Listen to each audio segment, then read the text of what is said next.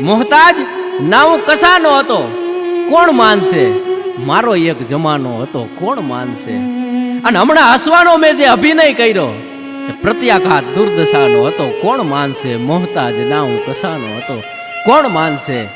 સુદામા મનમાં વિચાર કરે કે મારો જમાનો હતો, જેથી મારે કૃષ્ણ પાસે માગવાનું કઈ જરૂર નહોતી. પણ આ વિચારોની ગળમથલ સુદામાના મનમાં જેટલી હાલે છે, આમ કરતા કરતા એ બ્રાહ્મણ એ વેદના રોતો પગમાં ટહેરું ફૂટી ગઈ છે લોહીની. દ્વારકા કઈ આવી જાય ખબર નથી પડતી. અને દ્વારકા વાત આપ જાણો છો કે દ્વારપાળો આગળ આવીને ઉભો રહીએ અને એને વિનંતી કરે કે મારે કૃષ્ણને મળવું છે.